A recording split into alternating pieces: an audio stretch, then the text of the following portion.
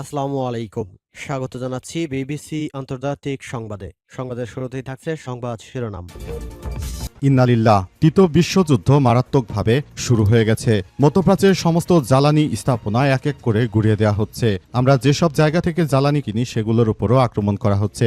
ভবিষ্যতে বাংলাদেশ জ্বালানি কিনবে কোত্থেকে সে বিষয়টি এখন পর্যন্ত আমরা বলতে পারছি না। আমরা মনে করি যে এই ব্যবস্থায় আসলে নতুন করে বড় ধরনের সংঘাতের সৃষ্টি হতে পারে। তাই পুরো মধ্যপ্রাচ্য জুড়ে এই সংঘাতময় পরিস্থিতি আসলে এতটাই জটিল আকার ধারণ করেছে যে সবকিছু একদম তছনছ হয়ে যাচ্ছে। মধ্যপ্রাচ্যে নতুন করে এই ভয়াবহ সংকট তীব্র থেকে তীব্র আকার ধারণ করেছে।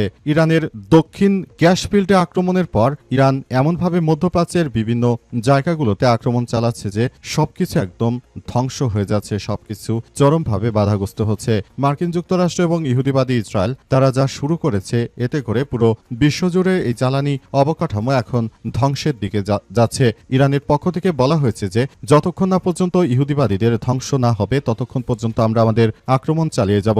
আর এই মুহূর্তে আমাদের হাতে এসেছে তৃতীয় বিশ্বযুদ্ধের সর্বশেষ গুরুত্বপূর্ণ সবথেকে তাজা আপডেট সংবাদ আপনাদের জানিয়ে দিব। প্রথমেই জানাবো, আবার ইরানে হামলা হলে আরব দেশগুলো জ্বালানি অবকাঠামো ধ্বংস করে দেব বলছে ইরান। ইরানের ইসলামিক রেভলিউশনারি গার্ড কর্পস আইআরজিসির কড়া হুঁশিয়ারি দিয়েছে। তারা বলেছে নিজেদের জ্বালানি খাতে আবার যদি ইহুদিরা হামলা করে তাহলে মধ্যপ্রাচ্যে যেসব জ্বালানি অবকাঠামো রয়েছে সবগুলো গুড়িয়ে দেওয়া হবে, যাতে করে দখলদার ইসরায়েল আর দাঁড়াতে না পারে এবং মধ্যপ্রাচ্যের যারা মুসলিম নামধারী রয়েছে যেসব দালালেরা এদের বিরুদ্ধে কড়া প্রতিক্রিয়া গ্রহণ করা হচ্ছে।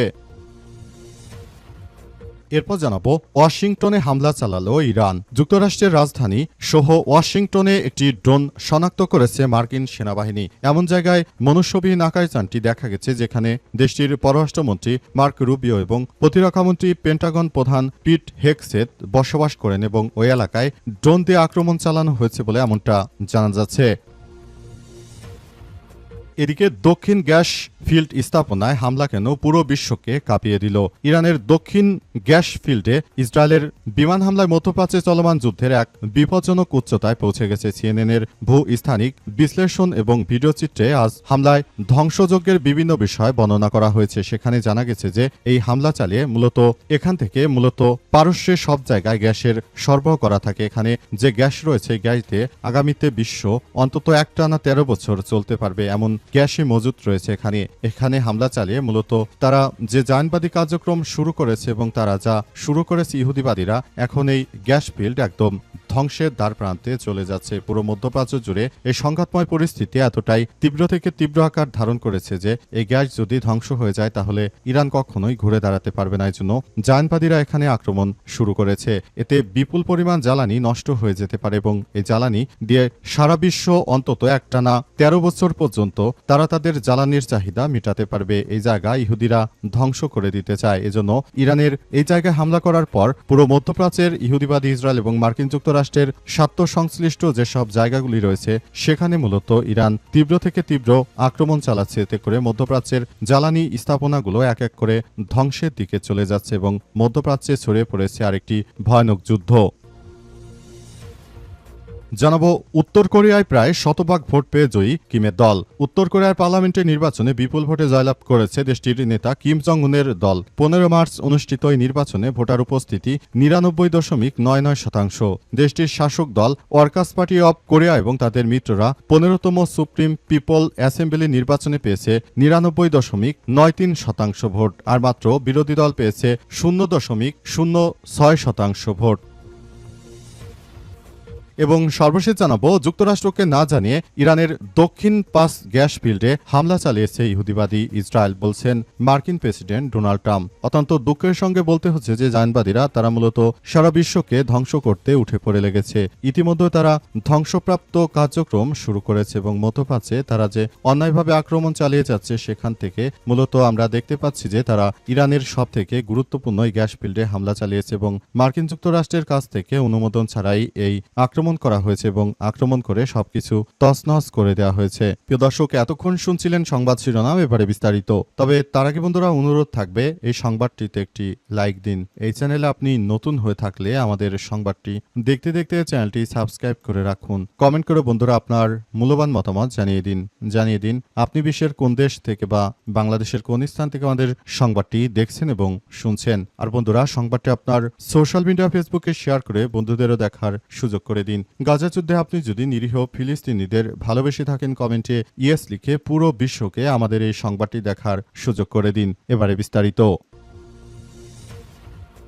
আবার হামলা হলে আরব দেশগুলো জ্বালানি খাত ধ্বংস করে দিব বলছে ইরান। ইরানের Islamic revolutionary guard corps IRGC করা হুঁশিয়ারি দিয়েছেন। তারা বলছে, নিজেদের জ্বালানি খাতে আবার যদি কোনো হামলা হয় তাহলে উপসাগরীয় প্রতিবেশীদের তেল গ্যাস অবকাঠামো পুরোপুরি ধ্বংস করে দেওয়া হবে। ইরানের রাষ্ট্রীয় মিডিয়ায় প্রকাশিত এক বিবৃতিতে IRGC বলছে, আমরা আবারও সতর্ক করছি যে তোমরা ইসলামিক প্রজাতন্ত্রের জ্বালানি অবকাঠামোয় হামলা করে বড় ভুল করেছ। এর জবাব দেওয়া শুরু হয়ে গেছে। আবার হামলা করা হলে তোমাদের এবং তোমাদের মিত্রদের জ্বালানি অবকাঠামোয় আক্রমণ থামানো হবে না যতক্ষণ না পুরোপুরি ধ্বংস করা হয়। এবার জবাব আরও অনেক বেশি করা হবে বলে ইরানের পক্ষ থেকে জানানো হয়েছে। উল্লেখ্য, পৃথিবীর সবথেকে বড় যে তেল কোম্পানি আরামকো, সেটি মার্কিন যুক্তরাষ্ট্র এবং সৌদি আরবের একটি যৌথ কোম্পানি।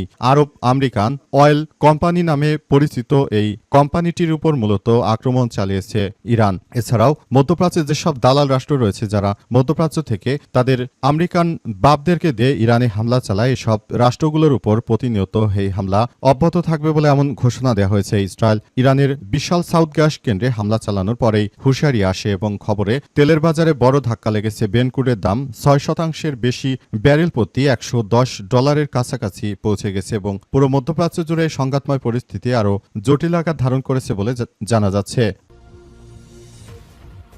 ওয়াশিংটনে হামলা চালালো ইরান, এমন একটি সংবাদ শোনা যাচ্ছে। যুক্তরাষ্ট্রের ওয়াশিংটনে একটি ড্রোন শনাক্ত করেছে মার্কিন সেনাবাহিনী। এমন এক জায়গায় মনুষ্যবিহীন আকাশযানটি দেখা গেছে যেখানে দেশটির পররাষ্ট্রমন্ত্রী মার্ক রুবিও এবং প্রতিরক্ষা মন্ত্রী ও পেন্টাগন প্রধান পিট হেগসেথ বসবাস করেন। স্থানীয় সময় আজ ওয়াশিংটন পোস্টের এক প্রতিবেদনে এই তথ্য জানানো হয়েছে। তাৎক্ষণিকভাবে নিশ্চিত হওয়া যায়নি যে ড্রোনটি কোথা থেকে ওয়াশিংটনের আকাশে এসেছে অথবা এটি কোন আকাশসীমায় এসেছে কিনা সে বিষয়টি এখন পর্যন্ত আসলে নিশ্চিত হওয়া যায়নি। তবে অনেকেই ধারণা করছে যে ইরান অনেক বেশি শক্তিশালী, তারা ইচ্ছে করলে এখন আমেরিকার মাটিতেও ড্রোন আক্রমণ চালিয়ে দিতে পারে। এটি তাদের জন্য আরও বড় ধরনের এই সংঘাতময় পরিস্থিতির সৃষ্টি হতে পারে এবং পুরো মধ্যপ্রাচ্য জুড়ে এই সংঘাত আরও তীব্র থেকে তীব্র হয়েছে বলে এমনটাই ধারণা করা হচ্ছে এবং মধ্যপ্রাচ্যে সংঘাত এতটাই তীব্র আকার ধারণ করেছে যে সবকিছু একদম তছনছ হয়ে যাচ্ছে।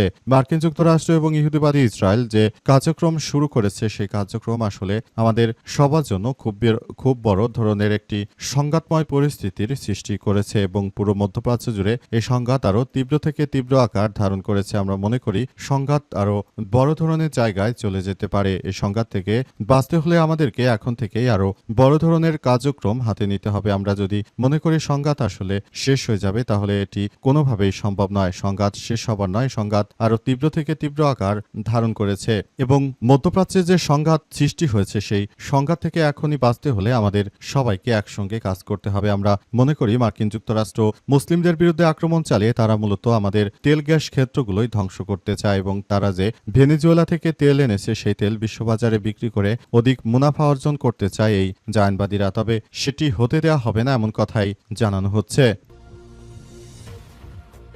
দক্ষিণ পাস গ্যাস ফিল্ড স্থাপনায় হামলা কেন পুরো বিশ্বকে কাঁপিয়ে দিল ইরান। ইরানের দক্ষিণ পাস গ্যাস ফিল্ডে ইসরায়েলি বিমান হামলায় মধ্যপ্রাচ্যে চলমান যুদ্ধকে আরও বিপজ্জনক উচ্চতায় নিয়ে গেছে। সিএনএনের ভূস্থানিক বিশ্লেষণ এবং ভিডিও চিত্রে আজ এই হামলা ধ্বংসযোগ্য নিশ্চিত করা হয়েছে।